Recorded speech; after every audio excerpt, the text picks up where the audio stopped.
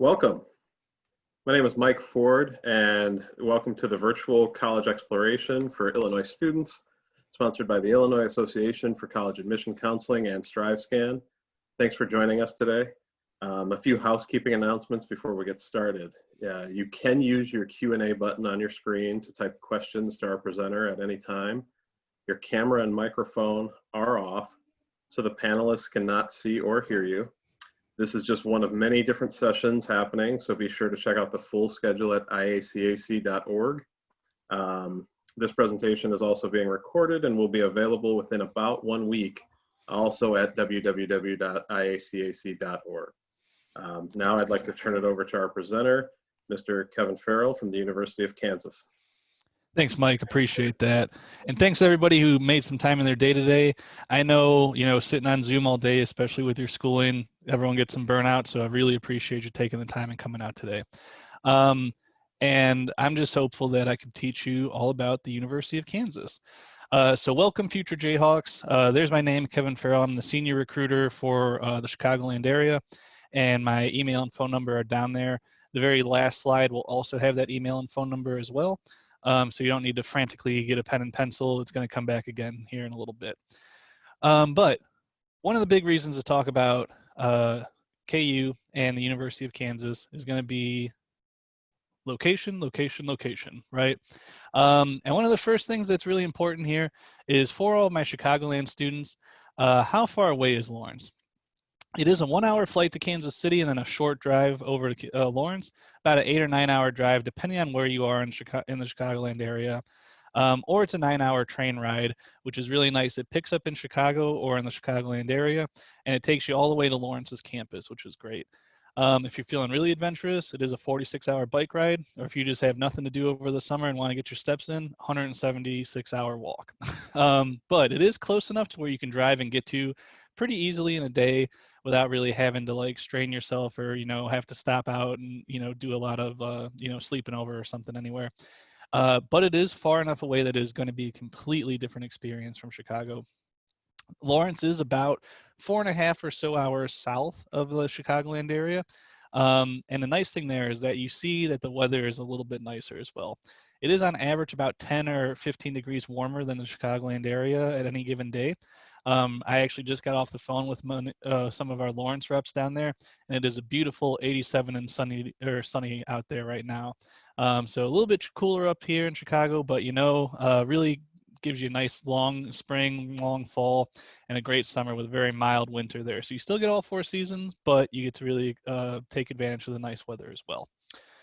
So the other nice thing, though, is that Lawrence is right in between 2 major metropolitan areas, one being Kansas City, Missouri, and the other being Topeka, Kansas, which is the state capital. This right here is just a night sky view of Kansas City. I always think of it as kind of like a miniature Chicago. It has all of the nightlife, the tall buildings, the skyscrapers. So I know when I was going to school at KU and I needed my skyscraper fix, I was able just to hop on the highway, drive about 30 or 40 minutes over there and get my city fixed, which was great. But the other thing that's really important there is that for our students that are at KU, that means that they have a lot of opportunities to do internships during the school year and they don't have to wait until summer break. That's why for our students, especially through our School of Business, over 50% of them actually complete 2 or more paid, let me say that one again because that's the important word, paid internships by the time that they graduate. And it's because there are so many Fortune 500 companies that have either their main office or a branch office in Kansas City, and they're looking to hire the next great college graduate. And so they're trying to recruit the best talent possible from the area, and the best talent isn't from the University of Kansas, which is nice. On the exact opposite side, going to the west, is the state capital of Topeka. The great thing there is that being the state capital, there are lots of opportunities for any political science, any law, any policy driven, any kind of marketing and campaign people, as well as any just public service related individual who has any kind of idea when they're going into college that, hey, I might want to do public service in some way, shape, or form. Great place to get the experience because these government offices and these people who are Congress men and women for the state and the national offices usually have their main headquarters back in Topeka as well. lots of opportunities to go and do that work as well. Many students have stories of working for state senators and state Congress people and developing laws, developing policy. And then for our law students, they also have opportunities to go ahead and do that review and help prosecutors or anyone who's making a challenge to the state Supreme Court for any law as well. Lots of opportunities there. Then you have Lawrence itself, which is just a great, great college town. It's a town of about 100,000 people or so.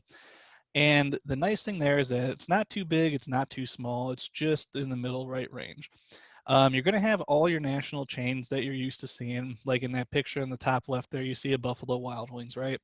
But you also have a fiercely local and loyal town of people who are there to support local businesses. And so you see a lot of very unique places that you're only going to find in Lawrence, and people are very proud of that. It is always ranked as a top 10 college town in the nation, which is nice. And there is just so much to do in Lawrence itself. Some of the great things is that here's a picture of campus, and it's kind of built onto a hill. And so you overlook the rest of Lawrence itself, which is nice. But there's so much else to do outside of just the campus. We are just outside of the largest lake in Kansas, which is Clinton Lake, and they have many camping trails and opportunities to go out there as well. Being a Chicago native myself, I know I'd never seen stars like you can see stars out and either Mike's background behind him or just checking out the nice stars underneath the Lawrence sky, because you don't have all of that light pollution and everything else. And it just is kind of one of those eye-opening experiences there. But like I was saying, Clinton Lake, the largest lake in Kansas, and it's not like, just for people who have their little boats. Actually, KU's rec center will rent out equipment to you. So things like kayaks, paddle boards, and even just, kind of outdoor lawn games. So spike ball, bean bags, cornhole, anything like that. They will rent those to you for any of the games. It'll be free to you as a student. You just need to show your student ID. For any of the actual sporting equipment, so kayaks and paddle boards, they do charge a small fee, but only like $1 a day. So you have a lot of opportunities to go out and really get advantage or take advantage of all the nature around you without having to bring any of your own equipment, which is nice as well. But what's going to happen when you get to KU? Where are you going to stay? So we do have 3 different options when it comes to living on campus, which is not a requirement, but about 90% of our incoming freshman class do decide to stay on campus. So it is very popular, especially for our incoming freshmen. But again, you are not required to. So if you know that, hey, I feel like I do much better in a small apartment, or I have a couple of friends, or especially for our men on campus, they have the option to live in the fraternity houses right away as a freshman. Those options are also available to you, but KU housing does house the vast, vast majority of our incoming freshmen. So our traditional residence halls, we have 10 of them on campus, and they vary a little bit when it comes to the floor plan and things like communal bathroom versus suite bathrooms. So it's really up to you and what kind of style that you want. But living in any of our traditional residence halls, it's going to average about $10,000 a year for room and board. And they do also have access to any of the dining halls on campus as well. So through your meal plan, you have access there. At the higher end then, we do have 3 apartment complexes on campus as well. This here is a picture of McCarthy Hall. It is our newest and, shiniest gem in the housing, KU housing crown. And as you can see, very nice building on the outside. They offer some outdoor study spaces with like fireplaces and the little pergola overhead there, which is nice. And they also have a movie theater inside of that building as well. They don't like host like movies, but they do have, gaming systems or a DVD Blu-ray player. So you can bring down your own stuff and throw like a floor wide or building wide like movie night if you want to do that. But that's at more of the top end of the scale. And then at the lower end of the scale is what we have they are called our scholarship halls. And they're very unique. I'm pretty sure I've been looking, still haven't found it, but I'm not going to guarantee it. I'm pretty sure that we're the only university that actually offers this through our student housing. And the reason it's so unique is that, so the people that live in these halls, there's about 60 or so students that live there. They actually are also the professional staff for the building. So what they do is that they take turns as a group. So you get paired up with like 2 or 3 other students, And you would do things like vacuum the common spaces, mop down the bathrooms, and they also have industrial kitchens in the basements of all of these buildings as well. The students actually get together once a month.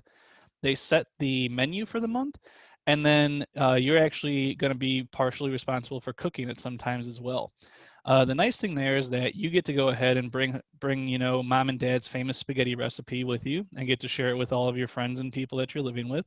But the other nice thing though is that since they get to set their menu, they also then can save a little bit of money.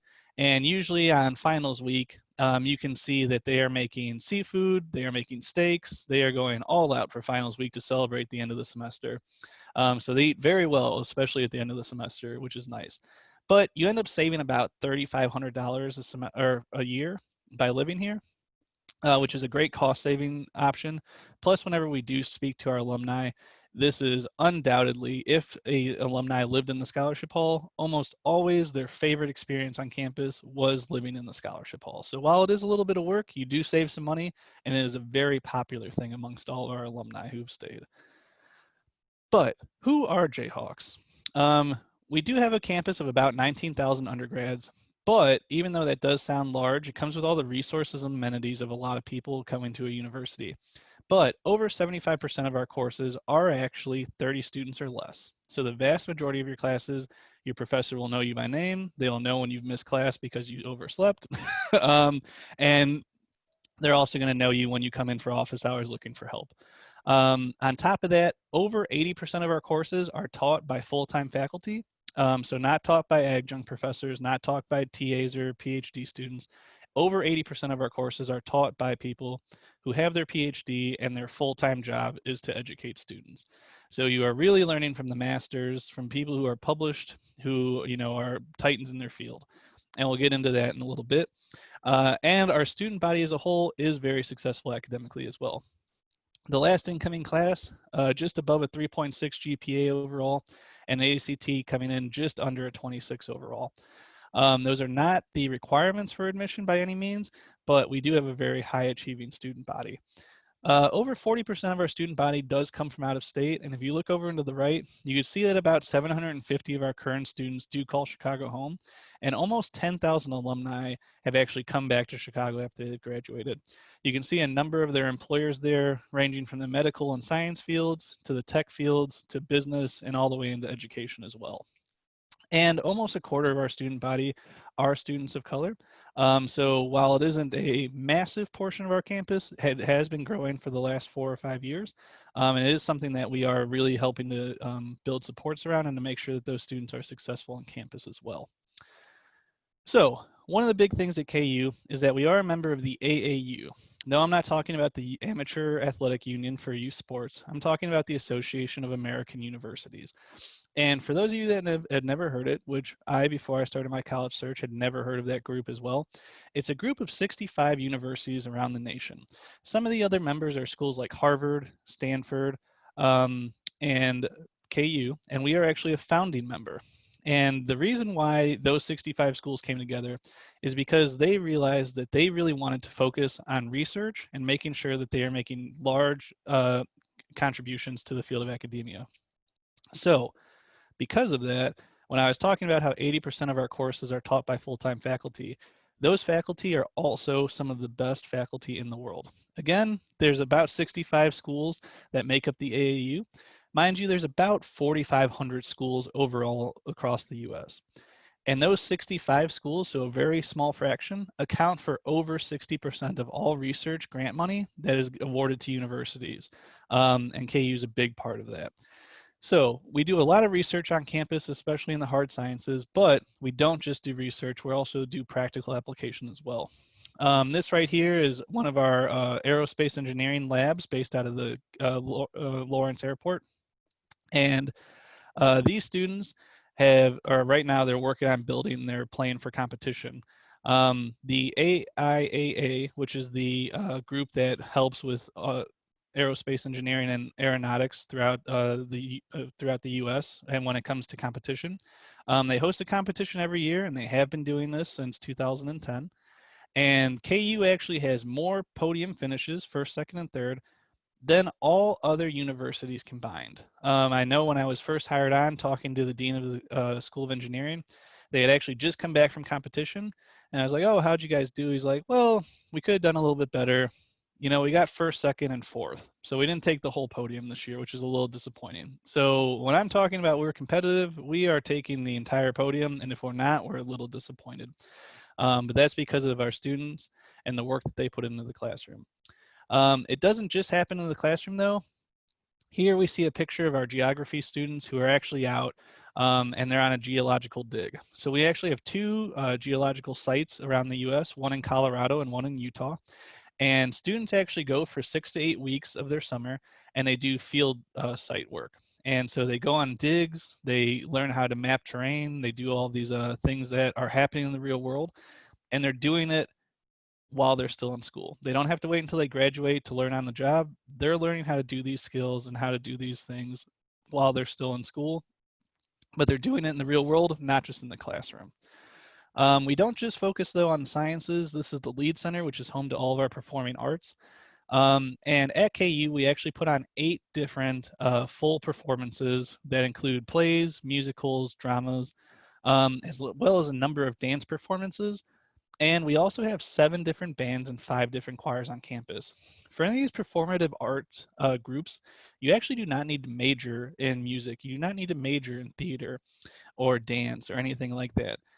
As long as you have a passion for it and that you have the skill and ability, these groups are looking for people to come in and bring their talents to KU and showcase them all the time. So while a number of majors do end up making these performative stops, any KU student is able to try out for any of these plays or musicals or any of the bands as well on campus. Um, but students from KU, like I said, are from all over the place.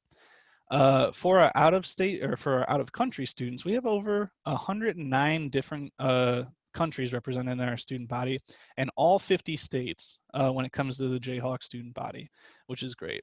But students aren't just coming to KU, students are also then leaving to go study abroad. We have 155 different programs in 65 different countries around the world. And so you could study in places like Africa, Asia, anywhere in South America. And if for whatever reason you can't find a program, KU Study Abroad Office will help to develop one for you in the specific country or field that you're hoping to get into. So like I know I had a lot of interest in studying in Greece, and they were able to work with me on something like that. Now, if you don't want to study in Greece, though, you can still go Greek, which is good. We do have 47 different chapters when it comes to our fraternity and sorority life on campus. And they range from the Divine Nine, which are our traditional and historically black fraternities and sororities, and some of our more pan-Hellenic and interfraternal council chapters as well. If you don't know what any of that means, that's totally fine. Most people don't until they get into college. What'll happen then is that if you do have interest, you just have to reach out and say, hey, I have interest in joining a fraternity or sorority, and they will help to educate you on what to look for, and you'll be able to go through, meet with the different houses, meet with the members of those houses, and figure out if this is something for you.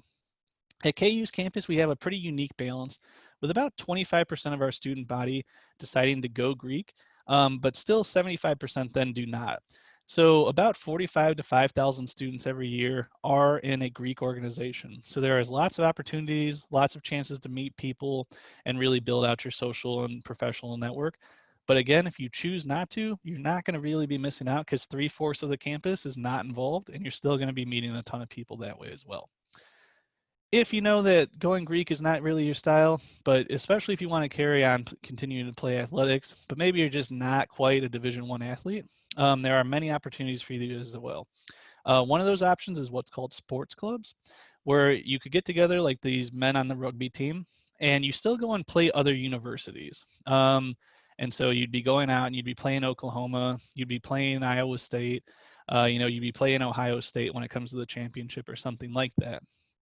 And so it is still at a very high competitive level, but it's just not at that Division One level as quite yet. Then we also have intramurals, which is a little bit step down even from there, where you're only playing against other people on campus and you're kind of just doing it for fun. These groups only make up a small portion, though, of the over 600 different clubs and organizations on campus, and they range wildly. So some of the ones that are big favorites on campus is the Swing Dance Club, the Flapjacks and Lumberjacks Club, where people get together on Saturdays for pancake breakfasts. And then there's also the Oreo Cookie Club, where apparently Oreo comes out with a monthly limited edition flavor. I didn't know this until I joined KU. And they just get together one weekend a month and they try the new flavor and they say, hey, see you guys next month. Let's hope it's something good next time. But there are all kinds of like community service organizations, professional network organizations, all kinds of different clubs and orgs. It just really depends on what your passion is. And if for whatever reason you can't find what your passion is, KU will help you to start your own club because there's surely somebody else on campus that also shares that passion. And that way we can help to connect you all together. But the thing is that we are all Jayhawks, and we definitely help to root on our the Division One KU Jayhawk as well. And so at KU, we are a Power 5 conference in the Big 12. If you aren't a college basketball fan, you will quickly become one. And it is an unofficial requirement to go to at least one game in Allen Fieldhouse, which in my own biased opinion is the best place to see a college basketball game in the world. We last year finished as the consensus #1 overall team. A little bit sore still that March Madness didn't happen, but obviously we needed to take precautions because of COVID. But we were looking, and I'm not going to say we were going to be national champs, but I'm not going to say we weren't either, right? But it's a great experience to come by and see that. KU is the only place in the world where you can be a Jayhawk. You can be a Bulldog or a, Trojan or something else all over the place. Mascots are very common across the nation. There's only one Jayhawk in the world, and that's at KU. The term Jayhawk actually has a lot of historical reference to it. For anyone that's ever taken like your U.S. history class back in like 10th grade or something, I'm sure that all of you have ever heard the term Bloody Kansas. And the reason it was like that is because there are a number of people who really wanted to establish Kansas as a free state before the Civil War.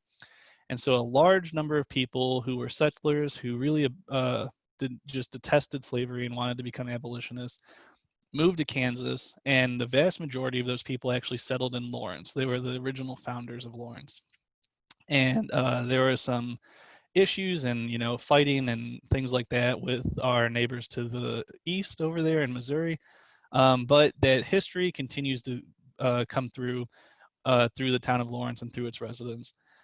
Before Martin Luther King Day was a national holiday, there were marches through Lawrence's downtown to really help with that. And that activism has continued to come down through Lawrence and through KU students. Most recently, obviously, we had a Black Lives Matter protest that marched from campus through our downtown area and back to campus, where hundreds of people took to the streets to really support that movement as well. So after all of that, I'm sure the first question on your mind is, well, Kevin, how can I become a Jayhawk? Let me tell you, it's pretty easy. There's two ways that you can do it. The first is through the Common App, or the second is just to come to KU's website, apply.ku.edu, and go ahead and just finish that app.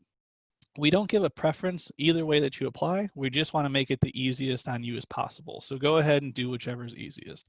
There are some criteria to receive fee waivers. I know a lot of people's lives and everything have changed because of COVID.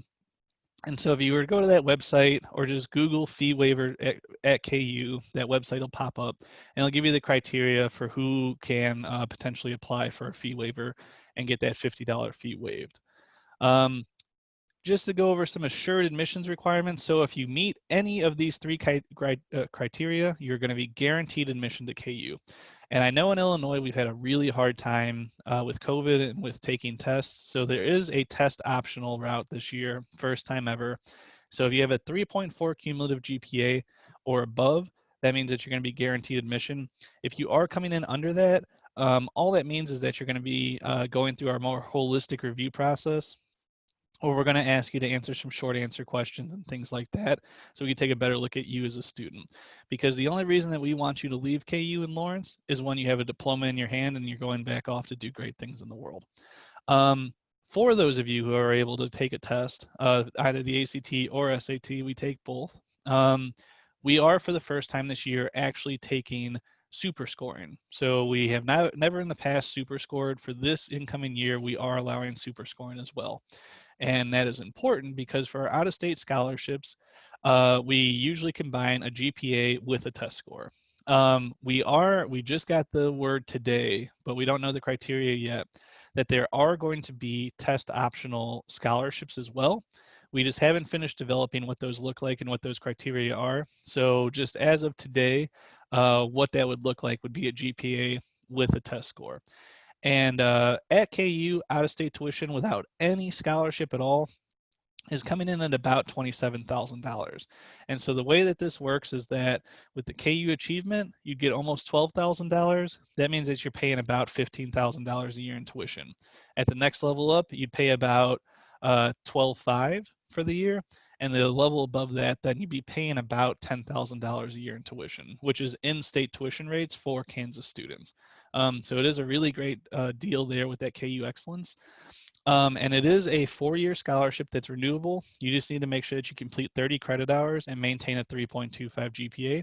And that also is there to help you stay on track to make sure that you're graduating within 4 years. Couple of dates and deadlines to really hit on. So for our early decision, you need to have your application in by November 1st. And if you do get it in by November 1st, we actually will be sending you some KU swag as well. Right now, it sounds like we're going to be sending out scarves, but don't hold me to that one yet. We have sent out things like t-shirts and hoodies in the past as well. But to make sure that you make it for the scholarship deadline and financial aid priority notification, you need to make sure that your application is in by December 1st. And if you want that financial aid priority notification, make sure you also have your FAFSA in by December 1st. If you have both of those in by December 1st, we're actually going to give you your full entire financial aid package by the end of December. So then that way, before the new year starts, you already know what you're looking at when it comes to KU. We did just have our housing application open up. If you have already applied and been admitted, or if you are going to be applying and you get admitted, you can actually save your place in line. It does not commit you to KU. It just saves your place in line for when you get to choose your housing at KU. So it's a small deposit putting it down, but again, it does not commit you to KU. It just saves your place in line. So a great thing there. Also, as long as you apply by December 1st, we're going to be allowing you to update your application all the way until April 1st. So if you know you've taken like an ACT and you're getting kind of close to that KU Excellence or that KU Achievement or something like that, and you know you want to take another one, you can take all the way until the test that's hosted in February. Get those scores to us by April 1st. We're going to update your application, and we're going to pretend like you had it all when you first applied. And so we'll give you that bump up in scholarship. We'll give you that bump up in admission, whichever is going to help you out the most. We're going to help you out there as well. So lots of opportunities for you as well there. Couple of quick links. So make sure that you connect with your admissions rep. There's actually 2 in Illinois. It's myself and then my partner. Her name is Jolie Webb. And so you go ahead and check out KU Rep Picker or KU Rep Finder, and you'll be able to find out who to talk to. We also are doing virtual tours and on-campus tours as well. So you can go ahead and go to visit.ku.edu, and they'll be able to help you out there. And while the residence halls are closed for tours, because obviously we have to keep our students safe, we are putting on videos of tours of the buildings and photos and floor plans of all the residence halls as well. So while it's not the same, you'll still get a good feel for what those rooms look like. And they are how the students have them decorated and everything now. So it's also kind of what the students are commonly doing there. So you get a feel for that. We also do have appointments for you to chat with a financial aid counselor. So once you've applied to KU and been admitted, you can actually sign up to speak with a financial aid counselor and get a good rundown of what kind of loans can be option to you, what kind of grants can be options for you, and what that's going to look like to pay to come to KU. But like I said, thank you all so much for coming out. Please go ahead and get into that Q&A area and type out any questions that you have. That little QR code, it's just there to, if you're not getting any information from us, go ahead and scan that, put your information in, and that way we can start to communicate with you a little bit easier because we'll have your information. And then there on the bottom left, again, my name's Kevin, KU_Kevin at ku.edu, or my phone number 785-864-1488. I'm always here to help. So don't hesitate to reach out to me. I'd be happy to help out with anything that you've got. But that's the presentation I've got today. So if you guys have any questions or anything, please let me know and I'd be happy to answer them on here. And then I'm gonna stop sharing so I could see the Q&A.